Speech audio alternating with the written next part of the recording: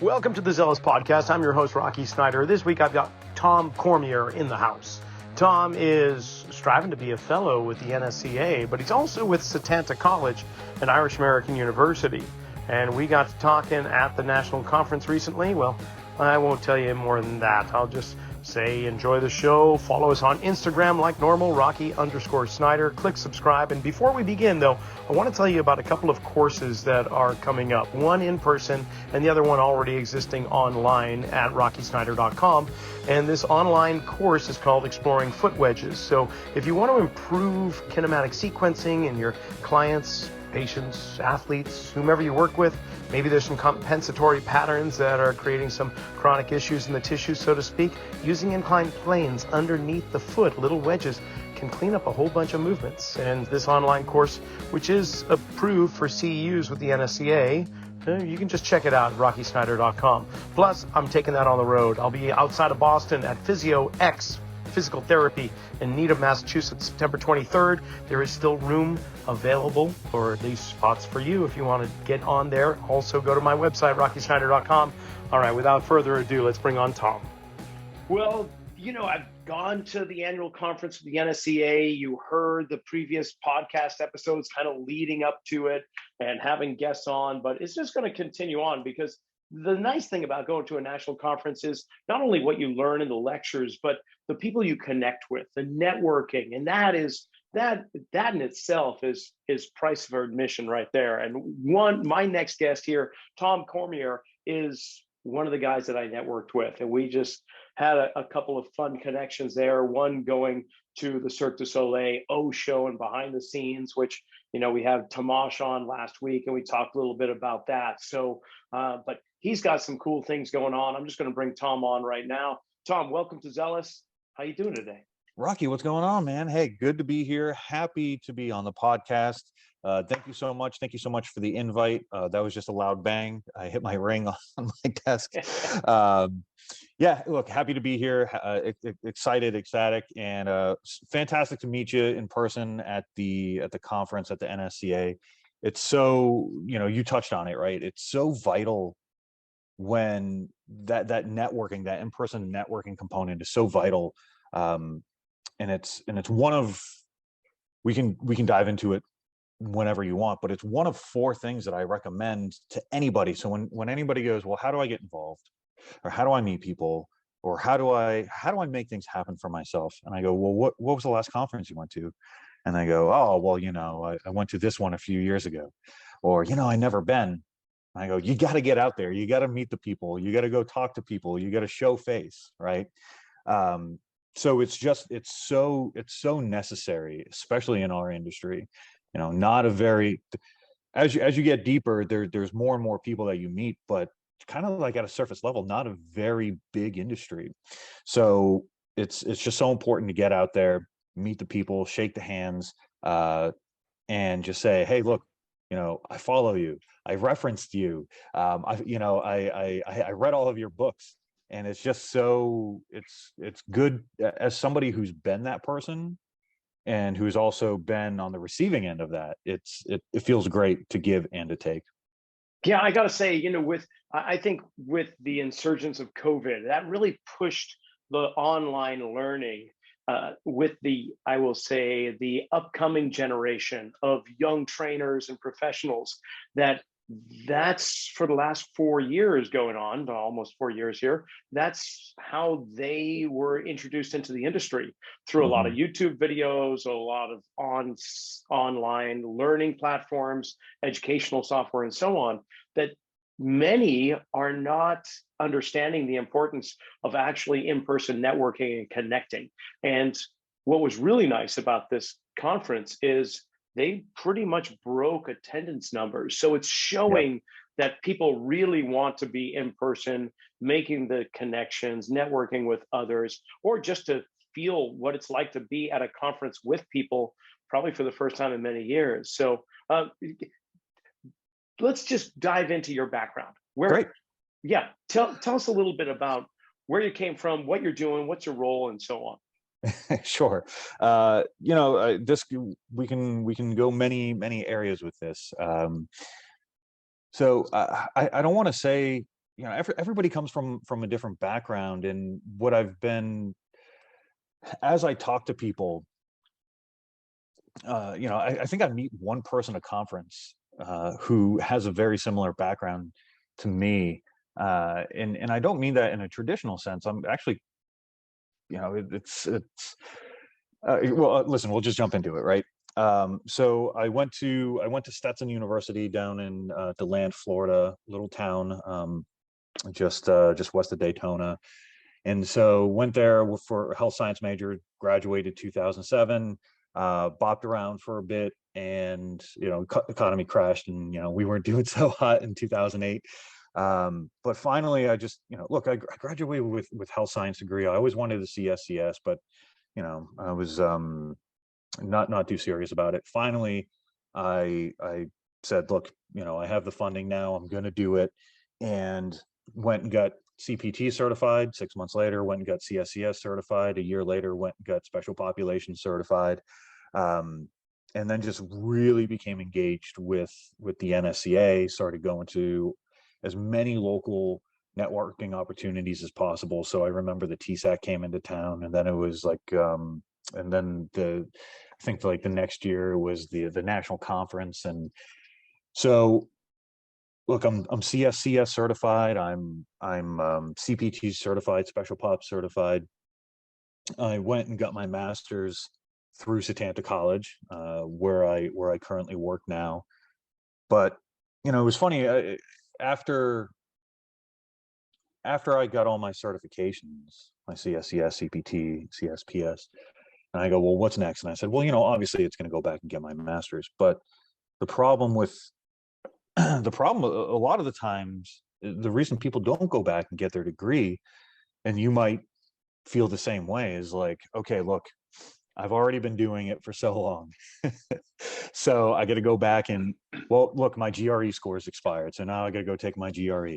Okay, well, I applied to this school, and now that's several $100s I applied to. Okay, I accept it. Now, do I have to uproot my life? Now I have to either move across the state, move across the country, get a new job, find a new job, find new housing, so on and so forth. And at the same time, take out another $75,000 in student loans and get everything paid for, when I'm already 50 grand in the hole still from my undergrad.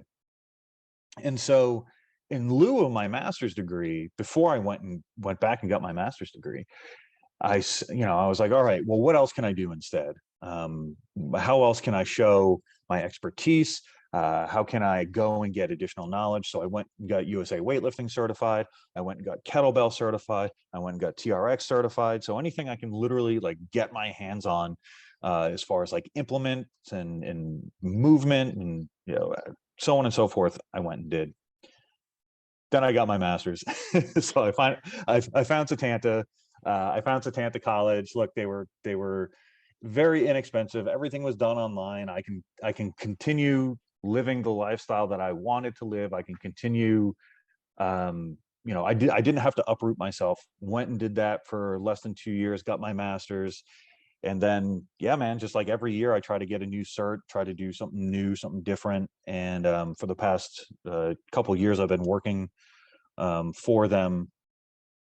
Currently, my role is commercial operations, but I'm moving into more of a administrative executive role in the next, the slow transition into a new role. So that's me, man. That's me in a nutshell. And so what I was saying about like my background is that you have a lot of people who will go, they go get their undergrad, boom, they go right into a master's degree. They're doing graduate school. They might be a GA, and then they get into strength and conditioning. They're working at a high school, college, university, or they get into the professional leagues or semi-pro leagues or whatever the case. And so my background is more of a personal trainer.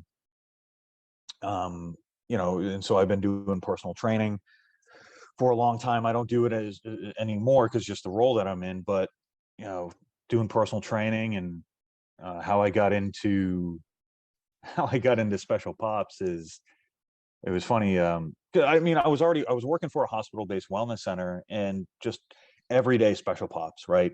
Yeah. You have people coming in just with more than heart disease, with more than high blood pressure, with more than diabetes, with more than, um, joint replacements. And so there's just so much out there that we aren't aware of as personal trainers or strength and conditioning coaches. In terms of comorbidities, is that what you're saying? Yeah, everything, Yeah. right? So you have so many comorbidities. You have people coming in not just with comorbidities, but they're coming in with diseases and diagnoses that you've never heard of before. Mm-hmm. And you go, well, how do I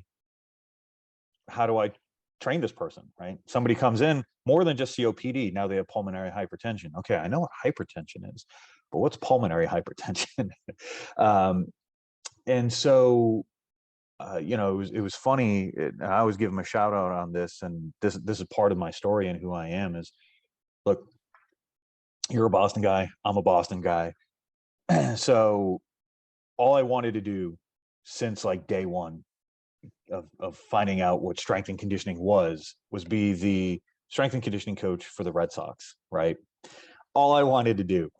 And I had an in with somebody, and she basically goes, hey, look, you have a impressive resume, so send your resume through and see what happens. And I did, and I didn't get the job. I was just a week late. Somebody else got the job, which is fine. And I called up my buddy Robert Linkle, and I said, dude, what do I do? I have no idea. I'm like, basically my dream was there, and it just shattered. So, like, what am I supposed to do? And he goes, look, he goes, you already wrote an article on special populations, right? It was published in the Personal Training Quarterly. And I said, yep. And he goes, look, you're already leading the way as far as special populations information is concerned with the NSCA. So he's like, so why don't you just do that? And I said, you know what? Like, I never thought about that, because there's so many people who are, that's the dream, right?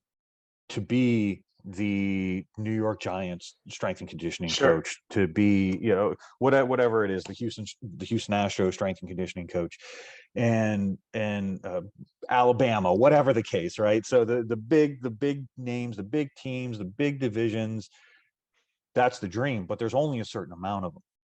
There's only, say, round figure 30 strength and conditioning coaching jobs, head strength and conditioning coaching jobs, and the big four sports. So I said, yeah, man, I mean, like, you're right. So I kind of had a reflection period. And so for the past couple of years, it's been my push at that point. Robert really pushed me into the special pop. So I had been, I got into that realm and trying to push the industry forward as far as special pops is concerned, and writing and publishing on that. I had no idea we were living such parallel existences, honestly, Tom. I mean, no, sincerely, I don't want to go into a huge diatribe of my own please, background. let's do. But CSCS and NSCA, CPT in the early 90s, and within a matter of a couple of years, opened up my own studio. I had my bachelor degree, but not in science. It was just a bachelor degree, which is all you needed for the CSCS at that time.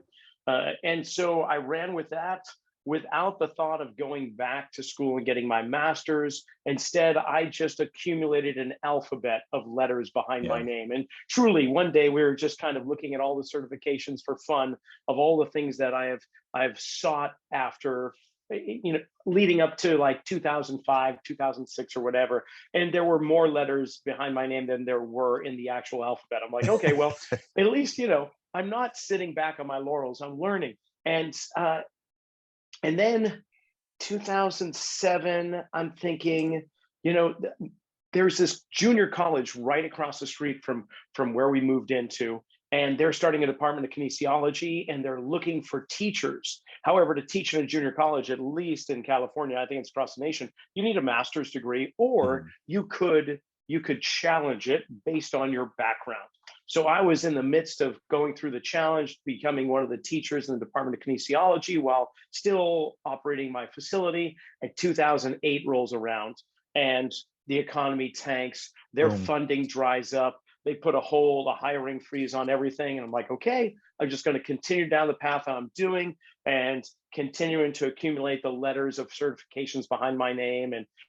And and then I get a job at this hospital, and they hire me on as kind of a contract, annual contract, working with special populations. So I was teaching senior strength conditioning a couple hours a day, 2 or 3 days a week, and they say, "Your boy, you're doing great. We need to take the physical therapists off of these and put them with the patients. So we want you to come in and teach exercise for people living with Parkinson's disease." And we've got 2 levels of abilities there. So before I knew it, I'm doing at least half a dozen hours a week for the next couple of years, working with the special populations, and more people are coming into the facility. So I have right behind me the NSCA Hey, there it textbook is. for essentials of training special populations. I'm halfway through that. I'm getting through chapter 7 of 15 right now.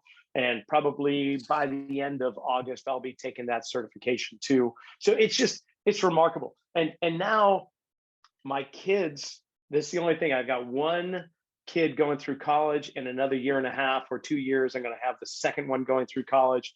And all this time I'm going, well, yeah, it would be great to go back and get a master's and be the non-traditional student. And then I bump into you. We start talking about Setanta and how they've got 3 different paths for a master's of science.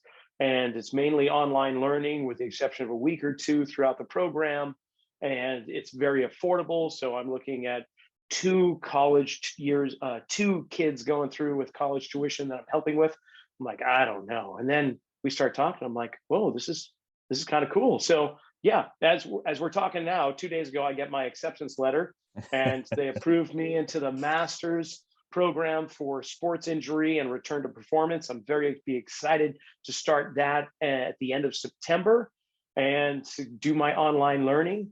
You say it's about 6 or 7 hours a week, maybe a little bit more than that, but that's doable, and still run a business and still do all the things that we're doing. So yeah, it's very funny. I didn't know that about your background. And here I'm just nodding my head as you're talking, going, holy cow. Okay, Yep, been there, done it. Yep. Yeah, I'm not as unique as I thought I was. So there you go. Yeah, and well, one, congratulations. We'll see you on the program. There you go. We'll see you in a few weeks on the onboarding orientation call. Yeah, and look, it's and this is what I was saying, that it's just like it's not uprooting, right? Like it's 6 to 7 hours, about an hour per day. You can split it up however you want to do. You want to do that hour a day, great. If you want to do 3 hours on Friday and 3 hours on a Saturday, fantastic. You're still training, great. It allows you to kind of, the majority of our students are already coaches, right? It's that now they just need to take their education to the next level. They want to get the promotion, they want to get the job, they want to move up within the company, so on and so forth. So we're not creating, we're not the school's intention application, right? So now let's put into practice what you learned theoretically in your undergrad. But we already know that, look, you're living, you're working, you're breathing it, right? So you're up at 5 a.m., you're opening the gym, you're closing it down at 10 p.m. You're traveling, you're with your team, you're traveling across country, you're traveling across the world, so on and so forth. So how do you effectively get higher education? Yeah. And I'll tell my kids everywhere. It's not that you have to get yourself a degree, but it provides you with more opportunity. And I've always believed that. And granted, okay, if we look at the official retirement age, I'm pushing, like, I'm 10 years before that right now. So people are going, look, what are you going to go back and get your master's for? I'm like, well, it could provide more opportunity. After presenting at the NSCA conference, there's a whole bunch of strength coaches in the NBA and NFL that are starting to give me a call, and NCAA basketball for that matter. I just got a call from somebody else going, okay, let's talk. I think we need to bring you in and do some workshops here. So it sure would be better, in my personal opinion and professional opinion, to have a master's degree. behind me. And if the event comes around that junior college has a teaching option later down the road, and I want to get out of some of the stuff that I'm doing, it just provides more opportunity. And side note, by the way, Kirby Retzer is the head strength coach for the Red Sox right now. And I think he'll be on the podcast next week or the following week, but we've got him scheduled to come on. And yeah, Kirby seems like a really nice guy. I'm sorry he took your job, but you never know. I'll talk some smack about him and to the front office. We'll see if we can't get you in there eventually. I mean, if this was let's see, maybe 7 years ago, so let's have a chat. Let's have a chat. No, look, it's one of those things that life is. What I found recently is just like it's about timing, right? And so you can push for one thing so hard, but then other doors might open up someplace else, and you fall in love with things that you never thought were imaginable or possible. And so not to say that wouldn't have been a fantastic opportunity for me, but there's just been so many more other opportunities that have presented themselves over the past few years that I can't be upset, right? I can't be angry. Like I love exactly what I do. And so what you were saying is, to go back to the master's thing, I think it's better to have it and not need it than to need it and not have it. And, and it really doesn't matter what age you are. There's so many, and talking about opportunities and kind of where this is leading into is that my philosophy is you don't want to let those things prevent you from getting that job, right? Is like, okay, well, you need your CSCS, we'll go out and get it. You need this certification, well, go out and get it. You need the FMS, go out and get it. You need TRX, go out and get it. USA Way, we can go on and on. Let's talk about the alphabet soup, right? Yeah. You can go on and on. Master's degree. Well, hey, listen, I've been doing this for 30 years. Why do I need a master's degree? Well, guess what? You got 20-year-olds coming out with the same credentials that you have currently. So who's going to get hired for the job? But yeah, I mean, look, there was a paper that was published in the NSCA Strength and Conditioning Journal last month. Take a look at it, and it talks about, it's basically the trends on salary for strength and conditioning coaches. I plug it because I wrote it. But I'm trying to be unbiased, right? Comparatively to like athletic trainers or physical therapists or that type of thing, or what? Just what coaches, CSCS coaches were making, NSCA coaches were making, strength coaches in 2018 compared to 2022. And the trend was basically, look, if you don't think it matters, it does. Those who had a more advanced education, bachelor's, master's, PhD, those who held the certifications, and those who had more experience got paid more. So I posted it on my LinkedIn, and people, like, it went mad, right? Like everybody was like liking this, like, from all over the world. And so the important thing is that, like, those things matter. So when you're that trainer who's just like, I don't need this cert, I'm good where I'm at. Well, talk to me in 10 years, see what happens, buddy. I don't need that degree, I'm doing this, I'm set. Come talk to me in 5 years. So we know. So it's those three things plus the networking. So we were talking about networking before. So the four things, and look, anybody can add to this, but what it boils down to me, I mean, look, I've been a student of the game the past 20 years, right? So I've been doing this quite some time, and seeing the trends, and the handshaking and the writing and the presenting and the this, that, and the other. So just like yourself, and I'm sure for a lot of the listeners that are listening, they can probably corroborate this. But what I would say is that it comes down to 4 buckets, and those 4 buckets are higher education, your certifications, your experience, and your networking. And if you can be working on one of those at any given moment, you're doing well, right? So if you put off presenting, if you put off writing, if you put off all, networking, just said, I'm just going to focus on school right now for the next 2 to 4 years. All I'm going to do is school, school, school. Fantastic. If you get out of school and you got nothing going on, say like you're in a dead end job, you don't know where you're going, you just picked up something to pay the bills. Hey, be working on that certification. You know what I'm saying? If you can afford to trip out to Las Vegas, spend a couple days in Vegas, or come to Orlando, or next year it's in Baltimore or wherever, look at your local conferences and clinics, look at your regional, look at your national conferences and clinics, whatever organization that you're a part of, go spend the money. Look, I hate to say it, but it's just money. Money's nice to have, but look, it's $300 for X certification. Go get the certification. It's going to cost you $500 between the clinic and staying there overnight, blah, blah, blah. Look, it's just money. It's going to come back. What you're going to benefit from investing in yourself is going to come back. You'll recoup that $500 in a week. Not a problem. Pick up a few more training sessions if you need to, but it's going to come back. So it's so important. Focus on your education, your certifications, your experience, and your networking, and you're golden. No, that's great advice. I used to have a client, and she owned, of all things, a gutter manufacturing business, like the rain catching gutters on roofs. Yes, good to have. Man, she made bundles. In fact, she had season tickets to the Oakland A's right behind home plate. And one year, the Sox come out, and she said, here's a couple tickets. And they were honestly right behind home plate. I think we were the second row from the dirt, and just directly behind. And the tickets were enormous. It was more than what you would pay for one certification for one seat. Oh yeah.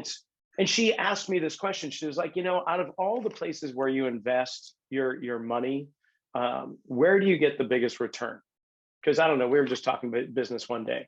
And I said, well, my IRA is doing pretty well if the market holds. And she's like, no, you're missing the point. She's like, where do you draw the money that you use to get you through the week? Where does it come from? Well, of course, it's my business.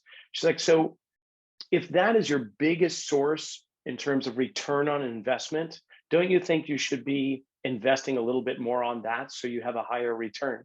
And since then, and that was back in 2004, and which happened to be the year the Sox won this World Series. I don't want to just go on the ride there, but it was damn good. And seeing Big Papi and all the rest. But anyway, got to talk about it, man. Got to talk about it. I mean, look, we've had a few 86 years. We've had a few good years after that, but that's the year.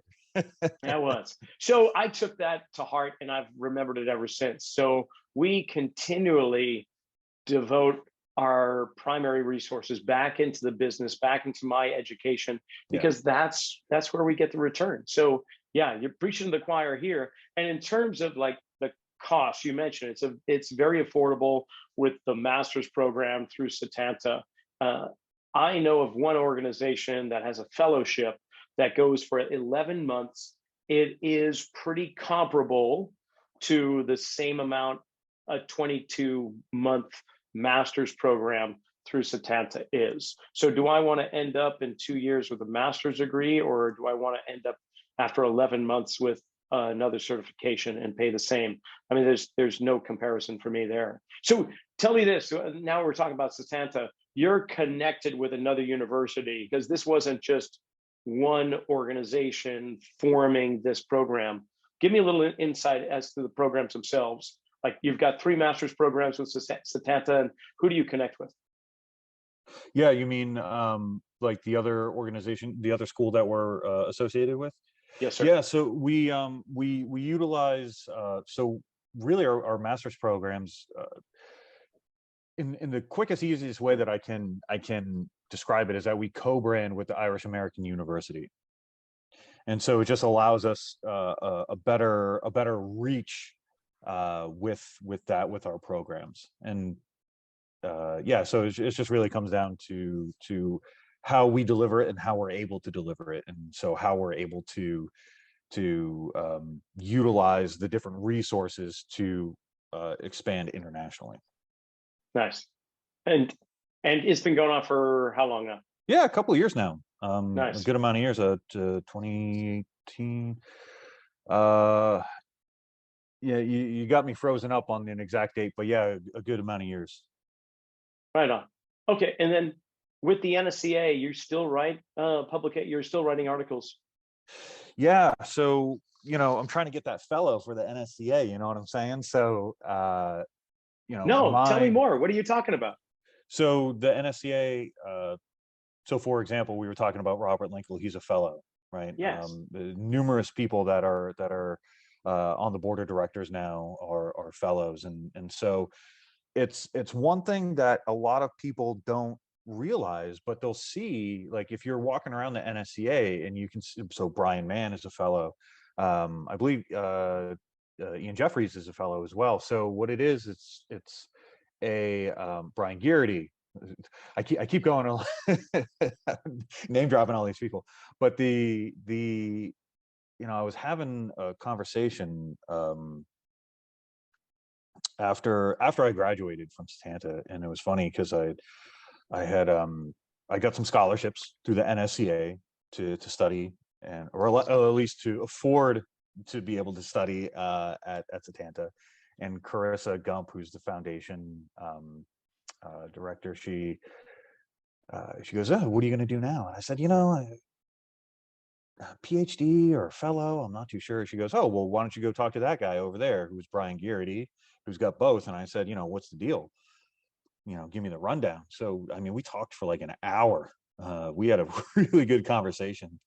And so with the fellow, it's essentially the industry's recognition of your accomplishments, right? So the PhD is that academic achievement, the academic recognition of what you've contributed to the industry. So, I mean, that's why it takes so long to get a PhD, because you're studying and doing all these studies and research for so long. And now the PhD says, okay, now you're worthy. Whereas the fellow, in a similar sense, is the industry's recognition of what you contributed. So you have to write, you have to present. Basically, your engagement with the NSCA and your engagement with the industry gives you that right. It gives you that credential. So you'll see a lot of people when you when you when you're walking around any conference and you see somebody with all the ribbons, Yeah. it'll say fellow, or it'll say FNSCA as their alphabet soup there. So they're a fellow of the NSCA, which basically means they wrote a whole lot, they presented a whole lot, they've contributed in the background to the NSCA, whether they've served on committees, they've served on volunteer boards, state, regional, national advisory boards, so on and so forth. So when you see those people, they've been pushing the industry forward for so many years, and so that's my ultimate goal, is to get the NSCA fellow. So that's something that I'm working on. Yeah, it's going to take me a little bit of time to get there. But back to what you were saying before is writing. So yeah, man, like, look, I love to write. So here's my situation, is that what I'm trying to do is find, and this is what we talked about before, for the special pop stuff, is like, my niche that I'm trying to carve out for myself is to find those one-off diagnoses, diseases, disorders that people are dealing with that aren't. So if you look in your book right now, if you look in your special pops book right now, they're not talking about it, right? So that's my niche that I'm trying to carve out for myself, is to find those. So if somebody comes to you and says, I have acute intermittent porphyria, what is that? Who knows what that is? That is a Scrubs joke. So if anybody's listening and has watched Scrubs, like I have 10,000 times, JD, they find this cup of pee, like the specimen cup of urine that's just sitting around, and I think it turns purple. And anyway, so they're trying to diagnose this person with something, and they can't. And so JD comes back and he goes, acute intermittent porphyria. And like Dr. Cox is like, what are you even talking about? It's just like some weird oddball diagnosis disease that they just happen to find. Anyway, so I use that as an example of like, what are we talking about here? So that's what I'm trying to do, is I'm trying to find these rare, I don't want to say rare diseases, but these diseases that aren't being talked about. The diseases that you go in and your doctor says, well, you have this, and you go, great, this is who I am. This is part of my truth now. This is a part of my reality. I have this diagnosis. How do I train with it? Beyond what's in the book, beyond heart disease, beyond diabetes, the metabolic disorders, the the cardiovascular disease, the musculoskeletal disorders, so on and so forth. Just these disorders that if you have it, how do we train? And so that's kind of the niche that I'm trying to carve for myself now. Have you thought of long COVID? Look, there's so many. That would be really interesting. I haven't, so no. So, all right. So the quick answer for you is no. But I think that would be an interesting topic for somebody to research. And now, as more and more studies come out, look, there's got to be something out there, right? So look, I'm all about grabbing the reviews, doing a narrative review, see what's going on. So if anybody wants to co-author that, there you go. But no, right like for example, like polycystic ovary syndrome, right? So that was a disease that a syndrome that my first personal training client had. And how do you train somebody with that? And so you do the research, and there's maybe 2 articles out there through other journals, other strength and conditioning journals, or other like physical therapy journals, or whatever the case, right? But I only found like 2, and it was just like, well, how do I train this person? So eventually I just decided, well, you know what, I'm gonna be the person to write it.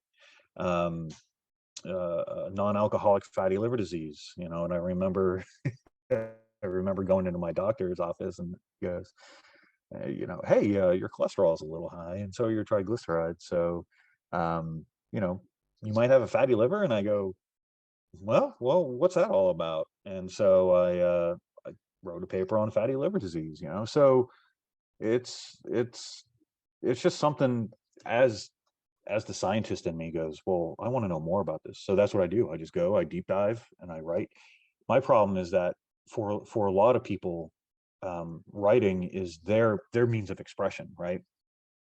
So you have, and I'm sure that people like this, that they're able to just write, and they're writing Brad Schoenfeld, Nick Tuminello, Brett Contreras, Robert Linkle, just names that you just see in the SCJ or the JSCR, or even on their blog every month.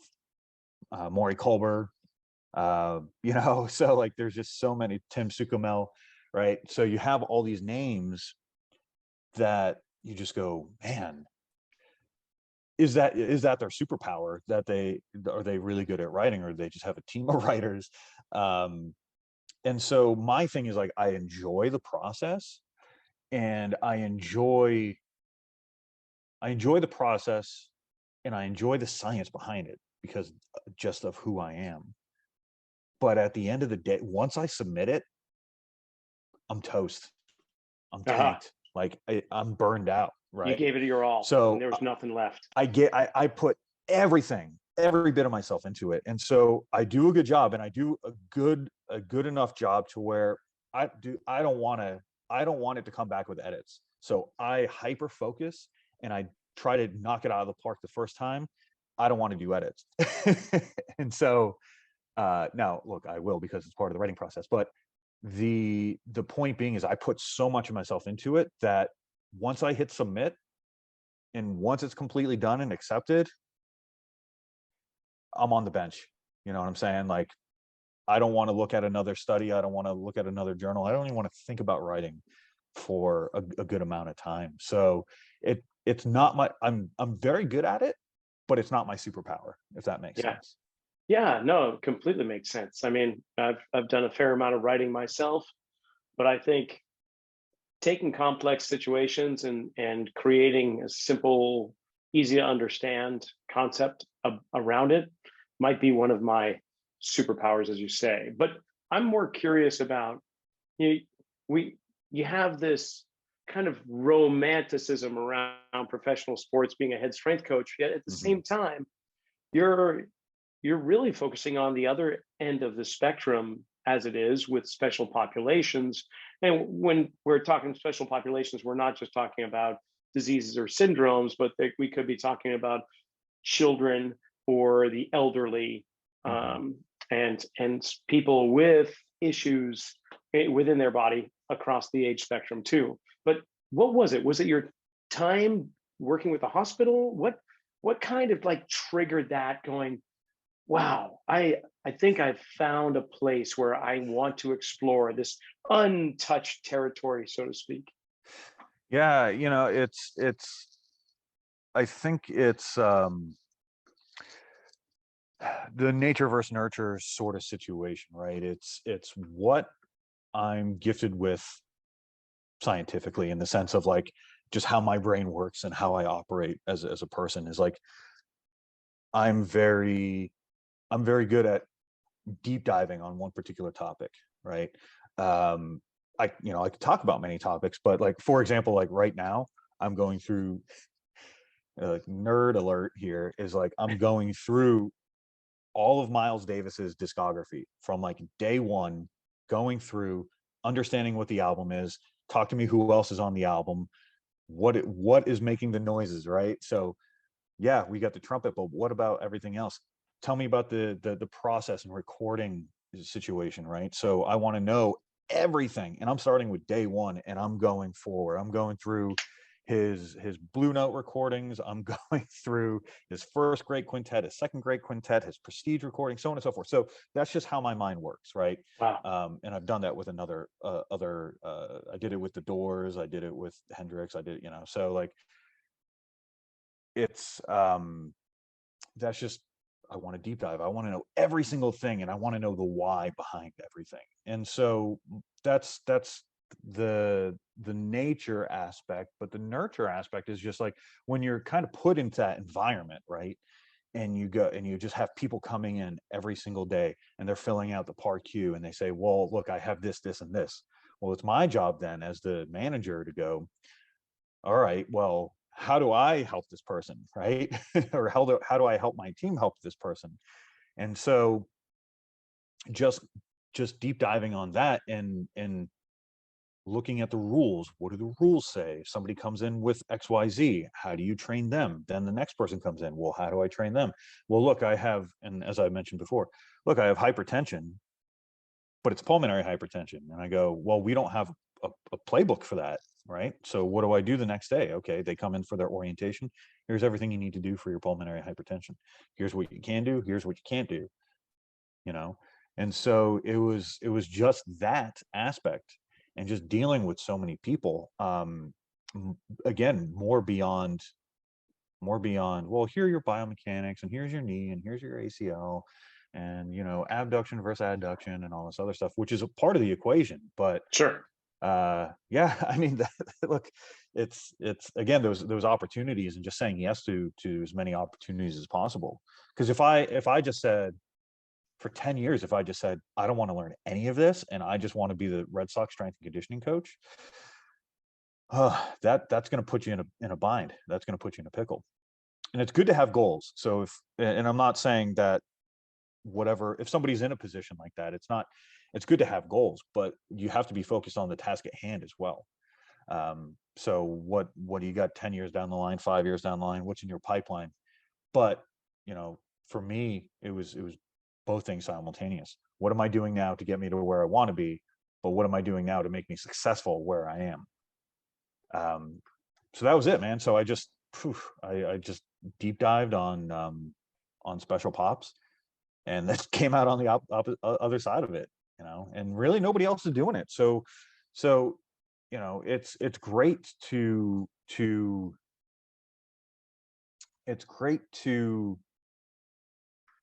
follow in others' footsteps, and to do the research that's coming out now. But I mean, why am I going to be, and this is a conversation I had with a few people, but you know, hey, it's great, but there's already a glute guy out there. There's already a shoulder guy out there. Yeah. There's already, there's already a hypertrophy guy out there. There's already somebody out there. So I want to kind of carve my way and say, all right, well, who's the special pops guy right now? And just finding a way to, as opposed to writing the 100th article on high protein diets and the positive benefits for recovery. And again, there's nothing wrong with that. Look, we need it. We still need it, right? But just provide something different. Give Yeah. people a different look, and that's where I'm trying to come from. And that's how I got into it, honestly, is between my insane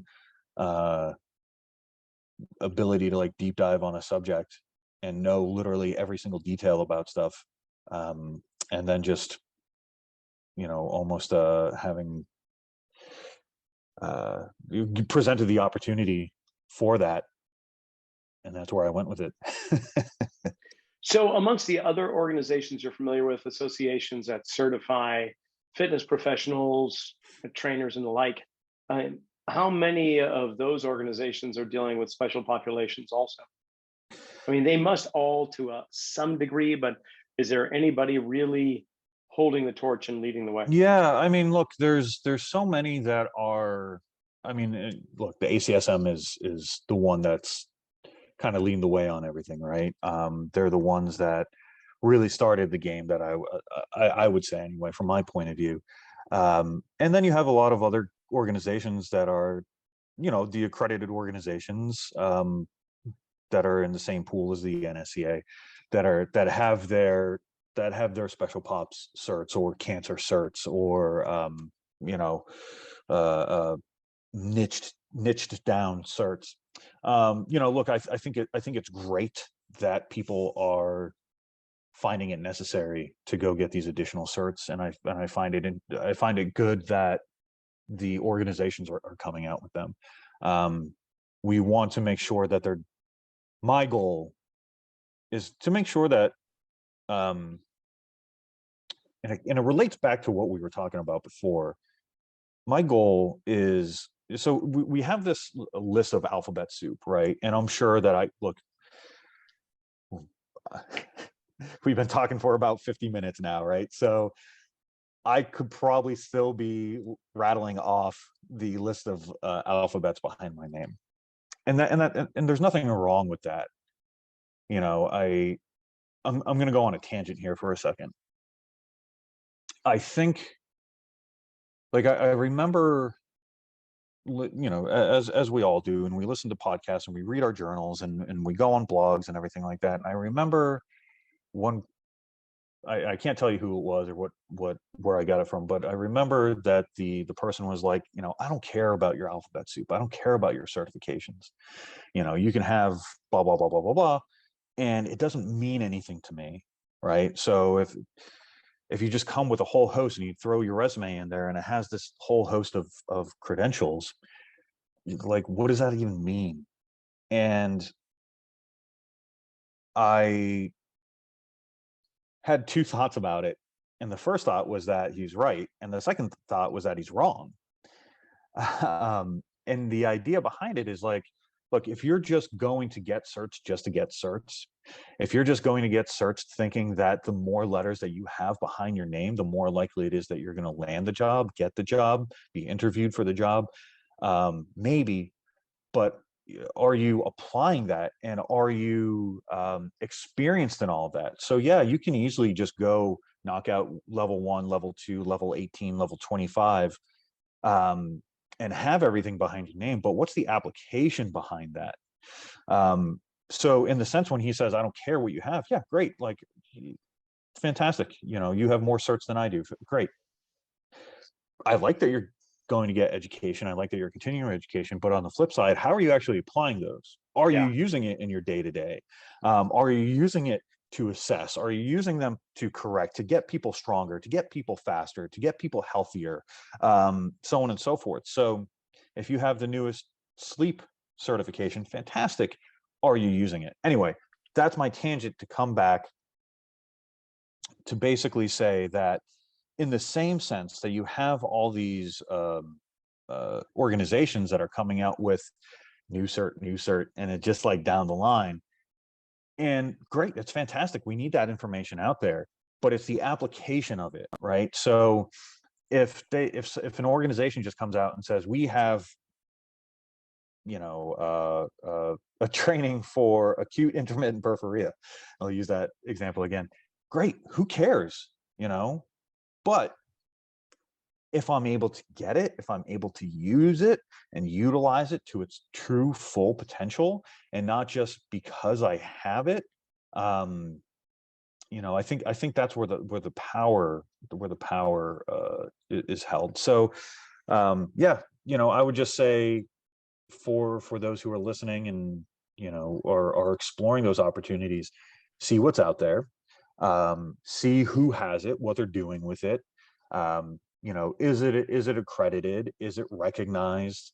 And who has it that is, like I said, doing stuff with it. So yeah, that's the important thing. So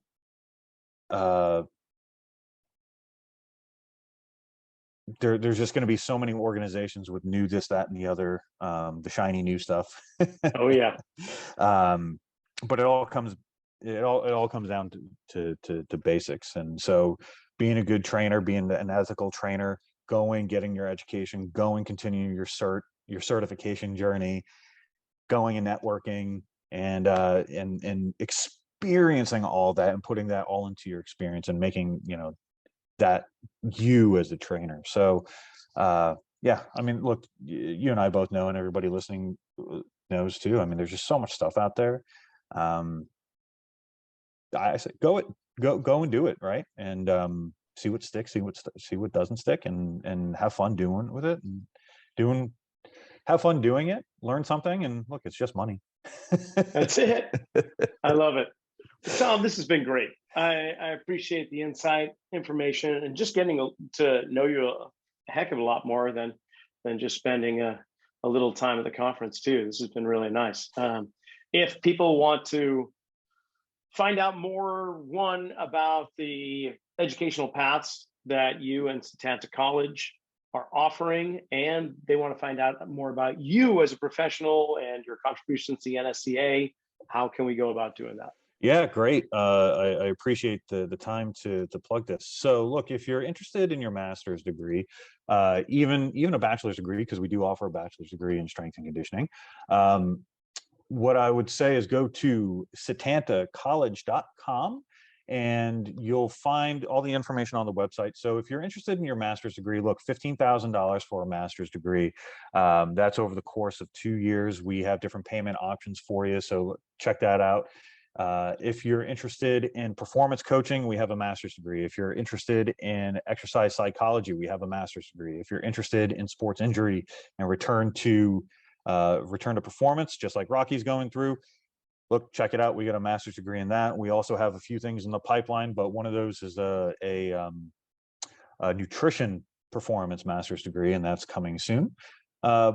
So check us out. You can go to, if you're listening internationally, you can just go to setantacollege.com. If you're listening from the US, you can check out florida.setantacollege.com. And you can hit me up, Tom, Tom.Cormier, Cormier. That's Cormier, Tom.Cormier at setantacollege.com. That's my work email. Hit me up if you got any questions. I'll be happy to go into more detail. If you're interested in just connecting with me personally, you can go to LinkedIn. That's probably the best place to connect with me. Go to LinkedIn. You can type in my name, and I've got the whole alphabet soup behind it. You really can't miss me. I've got a floral shirt on and a bright background. So you can, it's linkedin.com/atomicstrongtc. That's the little tail end of that. But yeah, so I'm on there. You can see everything I did with the NSCA, everything that I'm doing, all my certifications, education, et cetera, et cetera. So I'll be happy to connect with you if you want to learn how to break into the industry, if you want to learn how to get further into the industry. That's out of all this, my goal is to push the industry forward in any way that I can. If that's helping somebody that's brand new to the industry, if that's helping somebody, decide that they want to take their business degree and turn it into a strength and conditioning degree, if they want to learn how to become more engaged with whatever organization that they're engaged with, that's my ultimate goal. If we can educate our professionals, if we can create stronger, and there's no pun on that, but let's put a pun on that. If we want to create stronger individuals, stronger trainers out in the field, more knowledgeable trainers, and really impact our field and grow our field, that's my end goal. That's my end goal. Right on. So come talk to me. Happy to talk anytime, as you can probably tell. And look, Rocky, listen, I appreciate you having me on. I appreciate talking anytime. We'll catch up here in the next few weeks. We'll figure some stuff out with what everything looks like with Setanta College. And fantastic to meet you. Fantastic to get to know you more, and happy to continue these talks. Right on, Tom. Thank you so much. All right, bro. So that's it for this episode of the Zealous Podcast. Thank you, Tom and Setanta, as well as Irish American University, for just being available to express all the knowledge that we have out there in strength conditioning and then some. They also have degrees and certifications for personal training too. So if you're new to the industry and want to learn more, just go look at the descriptions below for how you can get enrolled. And so why not tell them I sent you while you're at it. Until next week, have a good one.